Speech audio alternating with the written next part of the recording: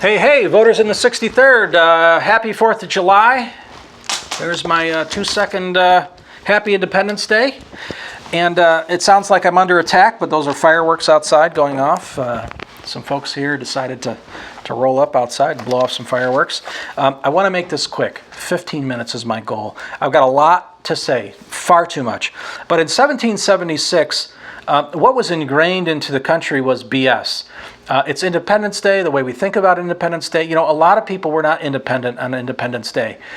We still had slavery for like 100 years. Women didn't have the right to vote for even longer than that. And so, Native American oppression. And so I think the country is waking up to a lot of the BS that's been ingrained into our culture and ingrained into our brains, ingrained into our history books and the public discourse.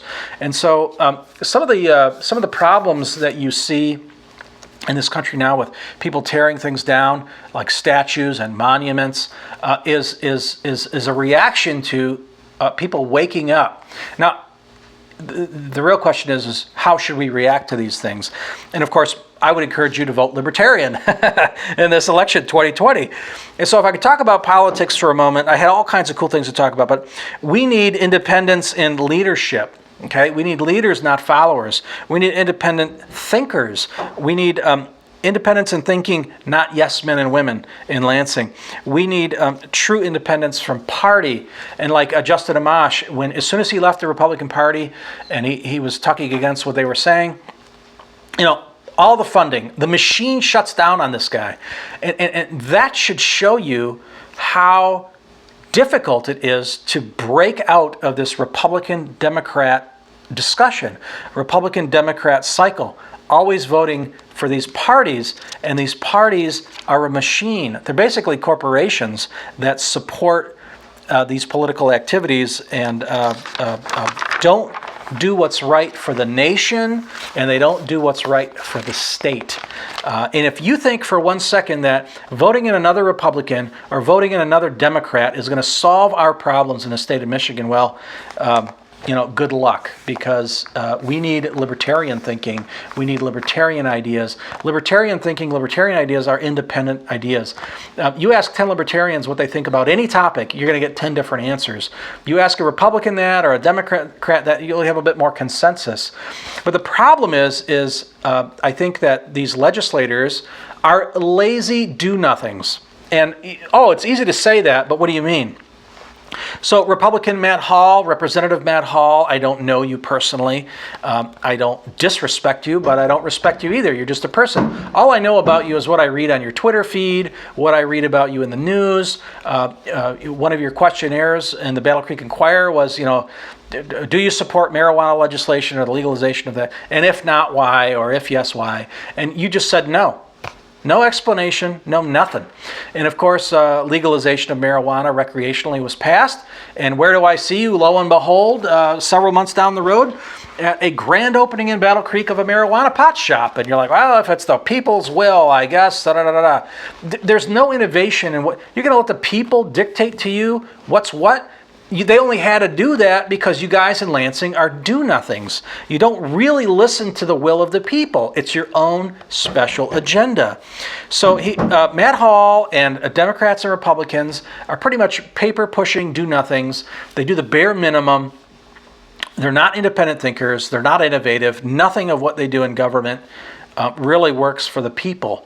Even Matt Hall, he's complaining about the UIA, the Unemployment Insurance Agency.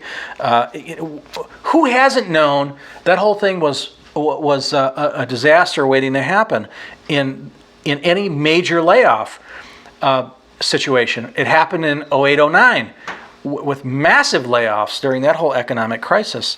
And so it wasn't a surprise to me they couldn't pay unemployment, and phones were clogged up and servers were crashing, but it apparently was to him. And all he seems to do is just complain and berate the leader of that organization. So Matt Hall, I don't think is of the district. He was a usurper, sent in Maturin, I think his name is, his competitor in 2018, called him a carpetbagger. All his money and his support is his own and that of outside interests from the 63rd District. like 98% of it is all outside the district money. And so you have to ask yourself the question, regardless of who you're voting for, Republican or Democrat, who's supporting this candidate and from where and why? He was put in because of big money donors. And his own political ambition. He's got a degree in political science.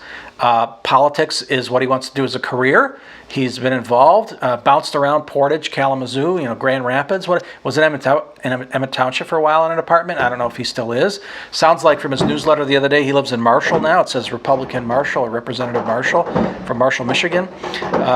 Let's see what else. I think he's got bigger and better agendas. I think it's a stepping stone for him. It tells me that he doesn't really care about the people in the 63rd District. If he did, he wouldn't be farting around with meaningless work and meaningless legislation. There's something that he worked on called HR 41. HR stands for House Resolution. And that should tell you that there were 40 resolutions before that one. What they were, I don't know. I mean, I'm not here to tell you about all the useless resolutions.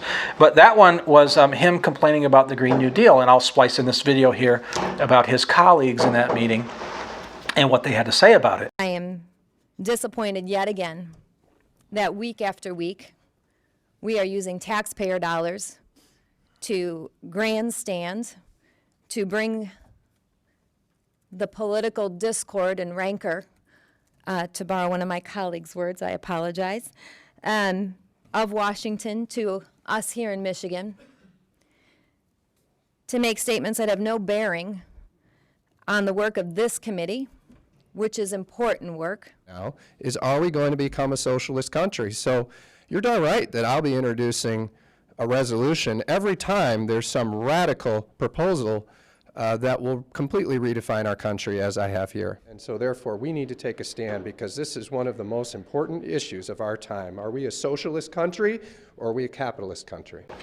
So this woman goes on to say, hey, I borrowed some language from this other person that was talking about it. And so there's more than one person in this committee meeting talking about Matt Hall's behavior, bringing in federal matters into the state. And then he yammers on about this country was founded on capitalism, not socialism. But wait a minute, Matt. Do you even know what capitalism and socialism is? Do you even know how economies and things work in America? Some of the legislation that you bashed about the Green New Deal and this HR 41 resolution isn't even in the Green New Deal. Like, what are you even talking about? And so, if you look at the details contextually, these things that he's working on make no sense, and they're time wasters. And his own colleagues in the committee meetings say these very things. So it's not like I'm coming up with this all on my own. You just got to take a couple of hours and go look at some of the things he's working on and saying. There's some stuff in there about Line 5. That's Enbridge, by the way. Marshall, Michigan, Kalamazoo, the 63rd District has a special relationship with Enbridge. They dumped some oil in our district in the Kalamazoo River. And people of Marshall, some of them had their properties bought by Enbridge just to shut people up about it. And so there was lots of damage done there environmentally, and Enbridge is reactionary. There's Michigan and the 63rd District is not the first place they've had oil leaks. They had one on Line 5 because a boat anchor hit it, punctured it, and some coolant leaked, and I forget how many gallons that was, but it could have been a major, massive environmental disaster. And so Line 5 as a state is very important and needs to be discussed. And if you go, basically just follow the money on that one, Republicans were given more money by Enbridge than anybody. He talks about there's a bill in there that he's supporting, it's a Bureau of Land Management bill, that talks about how your borders should look, and what color paint you should paint trees and posts. It's purple, by the way, and how many feet apart they should be, and it's about marking out your borders. And I'm thinking to myself, wait a minute, you're a conservative Republican, you talk about nanny state all the time and big government, and now you're telling us what color paint to use to mark our land? Are you kidding me? If you're a Republican conservative and you voted for this guy, you got to be second guessing yourself on some of the stuff this guy's talking about, some of the stuff he's working on. I mean, if it was something meaningful and some work actually got done, I would have no argument. But clearly I do have an argument. So, there's another call center bill it's called the Call Centers Jobs Protection Act, and there's a $10,000 fine if you offshore your call center workers outside the United States. And it's funny because this bill talks about how that industry was built by government subsidy and government help. And now Mr. Free Market, Mr. Capitalism wants to do the Protection Act. Protectionism? Wait a minute. I thought you were a free market guy. What happened to the free market? What happened to competing and competition? And shouldn't we have the best call center people in the world, and they'd want to keep their call center here? Well, no. He's not about free market capitalism. In fact, the infrastructure that we have today, the past 75 to 100 years, there's tons of socialism built in to the system, from housing credits, and that's what tax credits and tax rebates and corporate welfare are. Corporate welfare, that's a form of socialism for corporations. It's basically like, let's socialize corporations and capitalize individuals. And so the whole thinking, I don't even know what goes through this guy's brain or how he understands capitalism, socialism, or communism, or all these other isms out there of political theory. But this guy's the political science major, and he's got a degree in it. Really what he is a bootlicker and a stooge and a do-nothing for republicanism from a certain perspective. And I don't want to offend Republicans, because I have a lot of Republican ideas that I adopt and that I like, just not all of them. And so when I say a bootlicker and a stooge, I'm talking about like a very narrow-minded, and I'm using strong language intentionally, a very narrow-minded, closed-minded, not in any independent way of a thinker. He's not independent. He's not inventive or revolutionary. Nothing this guy did. He is a team player all the way.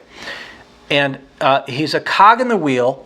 He's got bigger political aspirations, maybe to be governor one day or president. Heck, I don't know. I don't dislike him as a person. I dislike him as a political policymaker because he's literally getting nothing done. The roads are still garbage. We've got dam failures in the state.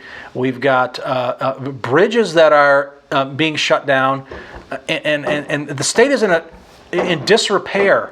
And he's not working on the big issues. He's farting around with the Green New Deal in a committee that has nothing to do with it, and as that video demonstrated. And I could only imagine the other work that he's working on that's just meaningless. Of course, he would spin that in a totally different way. I get that. So let me move on. Here's three things, and then I'll wrap it up because I got to go. Michigan Road X Prize. I'd like to get a $50 million, maybe $200 million. I don't know what the number is. The state of Michigan blows $50 million or $200 million on absurd, ridiculous stuff anyway. Why don't we stick this in something called the Michigan Road X Prize, or the My Road X Prize, where we say this is the prize, and if you can come up with a road that needs less repair, that's durable, and maybe doesn't even need snow plowing in certain temperatures in the winter, which means less trucks driving around with their blades on the road, less salt being spread, even if it was on our major roads, not necessarily side roads.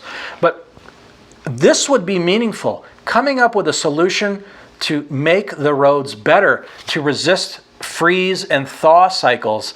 Those are the things that crumble the roads. And making a road that is more durable and just better and cheaper long run too, also in the long run. These are things that he's not proposing that. Nobody in Lansing is proposing that, but those are things that I would propose and I would work on. So the Michigan Rural Co-op Internet Bill, everyone's talking about rural internet, I guess, and I'm talking about it too. And I don't know if Matt Hall's talking about it, but I'm sure he's going to be talking about it. It's going to be a hot topic with COVID-19. And how are you going to pay for it? My proposal is that the state of Michigan loans to create these co-ops, money to these co-ops, maybe even inserts a person to start it up, somebody with some experience in rural internet and rural interneting. We give them a contract for like 5 years to get this thing going. And the people that buy the rural internet become co-op members, and it strategically hires people to continue this on and basically use Michigan and the lending and the financial power the state has, all the taxpayers in the state, to propel forward these private companies. And maybe the loan is like the rate of inflation plus 0.25%. The only downside I would see there is if the rate of inflation was rampant or maybe negative. So that's really the only flaw there. We'd have to talk about some of that. But and I'm all about talking about the positives and the negatives. You wouldn't get that from a Republican or a Democrat proposing their thing. It's like, oh, it's all roses and Skittles coming from heaven and unicorns prancing around and everything's great and perfect. You know, we don't need any more BS from politicians. The BS train left in 1776 and has not stopped, and we need it to stop. And so voting in another Republican and another Democrat won't stop that train. We need to think about voting in a Libertarian like myself with some interesting ideas. So the rural co-op internet bill would be creating companies that are independent from the state. It's a loan, a very interest-friendly loan, and I think the state has a vested interest in getting rural internet. And that's how we could do it. We could do it without the federal government, in fact. And so everybody looks to the federal government, and Michigan is a bit of a nanny state. For every dollar Michigan sends to the federal government, we get $1.29 back. And so as a Republican, you shouldn't feel good about that, I don't think, although there's certain perspectives on that. I don't like being dependent on anybody. And so this Independence Day, we should start to think independently, independent of party affiliation, and let the best candidate win with the best ideas. So lastly is the Michigan Public Newspaper Bill. And I realize newspapers are kind of a thing of the past, and everything is on the internet now, but I think it's in the public interest. Again, everything I'm talking about benefits the public. It's not like free guns and ammo. Absurd, you know? That benefits a small portion of people in the state of Michigan. I'm talking about the public interest, roads, rural internet, transparency in government. This Michigan Public Newspaper Bill would be taxpayer-funded block grants. So the state is severed from deciding what gets done with the money, other than saying, in order to use this money to pay for reporters or deep investigatory work that done by journalists, that you need to attend township meetings, county meetings. You need to look into government matters with this money as part of your reporting arm. And that's what we need as a transparency mechanism. A lot of these papers have folded. A lot of this information isn't out there anymore. In fact, I know of an example here in Comstock with the Comstock Township Board or whatever they are. Some people are saying here locally that they're extracting money, giving themselves big raises, nice health care, getting themselves bonuses with these team building meetings prior, which are considered a meeting before the meeting, and yet another meeting that they get to be paid for. And so it doesn't seem fair to me that the public at large doesn't know about these things.